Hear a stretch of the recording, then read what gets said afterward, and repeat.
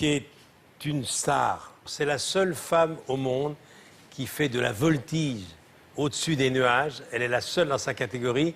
Et compte tenu de son handicap, ça mérite vraiment un torrent d'applaudissements.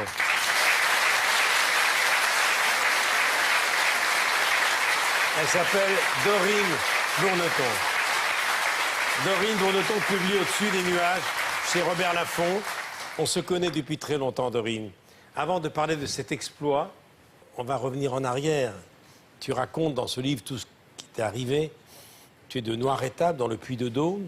Mes parents étaient ambulanciers, chauffeurs de taxi. Papa mordu d'aviation. Et puis, à 15 ans, tu effectues ton premier vol solo. Et puis, le 12 mai 91, raconte-moi ce qui se passe à bord de ce Piper. Tu as 16 ans. Eh bien, le 12 mai 91, je prends place à l'arrière d'un petit avion de tourisme et nous avions rendez-vous avec les pilotes de Canadair sur la base de Marignane. Et les pilotes de Canadair, pour nous, c'était nos héros. Et nous devions aller les rencontrer, mais ce jour-là, la météo n'était pas favorable. Et l'avion dans lequel je me trouvais a percuté la montagne, est entré, donc le pilote est entré dans la couche nuageuse, a percuté le flanc d'une montagne et nous nous sommes crashés.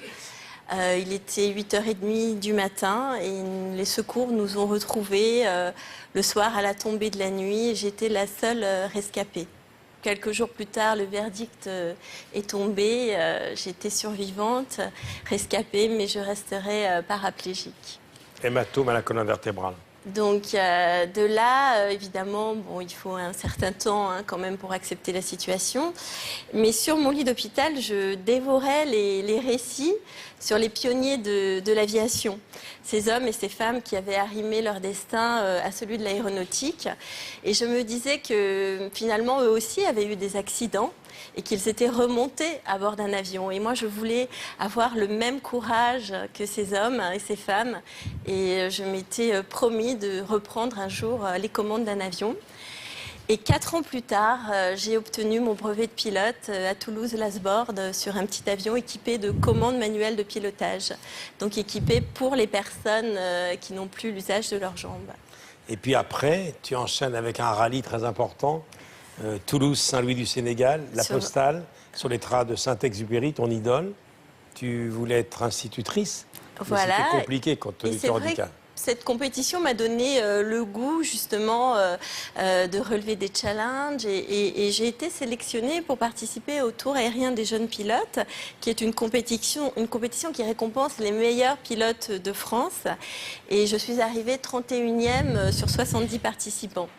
Et à l'issue de ce tour aérien, donc j'explique mon projet de pouvoir continuer, d'en faire un métier, de pouvoir devenir pilote professionnel. Et là, on m'explique que ce métier est interdit aux personnes handicapées pour des milliers de raisons. Et à partir de ce jour-là, je vais, avec d'autres, me battre pour pouvoir faire changer la réglementation et rendre accessible le métier de pilote. Tu as frappé à toutes les portes et finalement, tu as réussi. Et oui, finalement, j'ai eu la chance de rencontrer Dominique Bussereau, oui, qui a fait preuve d'une ouverture d'esprit remarquable et qui a entendu nos arguments, qui a décidé de nous donner une chance et qui a signé en novembre 2003 l'arrêté ministériel qui permet depuis ce jour aux personnes handicapées de pouvoir devenir professionnelles. Mais en 2002, tu étais monté à bord d'un Alpha Jet de la Patrouille de France.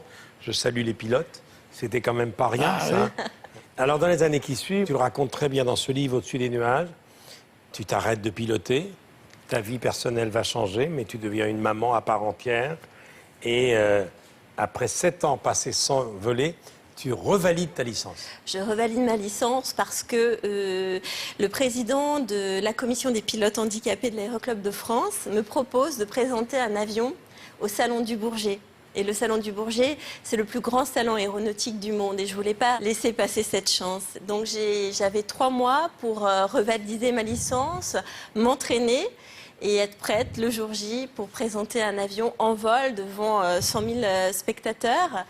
Et finalement, eh bien, ça a été ma grande récompense parce que je me suis dit que si je n'avais pas eu cet accident, si finalement je n'étais pas handicapée, jamais je n'aurais pu réaliser ce rêve. C'est extraordinaire. Oui, c'est extraordinaire, c'est fantastique. ne pas se décourager alors Mais que tout le on est monde de brisé. l'aéronautique, et pas seulement en France, connaît Dorine Bourneton parce oui. qu'elle est la seule dans le monde à avoir fait ça. Elle a fait le raid Amazon en Guyane avec Alexandre Debat.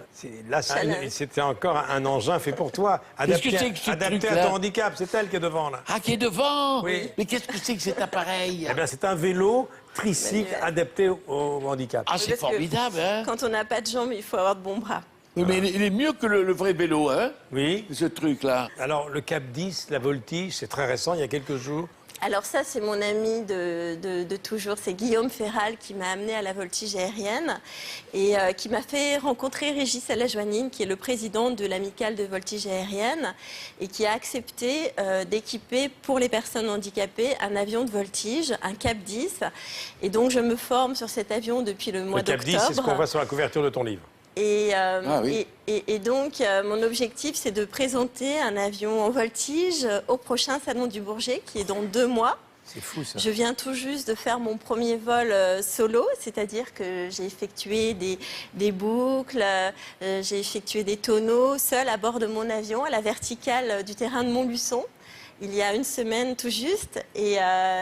Et grâce à mon instructeur, donc Romain Vienne, qui m'accompagne, qui m'aide à franchir toutes les étapes, j'espère pouvoir présenter un avion dans 2 mois au Bourget. Voilà, comme quoi on peut avoir connu une tragédie à bord d'un avion de tourisme et devenir pilote. Oui, c'est et quel formidable. pilote. Formidable. Dorine Bourneton, au-dessus des nuages, chez Robert Laffont. Tu restes avec nous, Dorine, hein? Avec plaisir. On va dérouler l'actualité.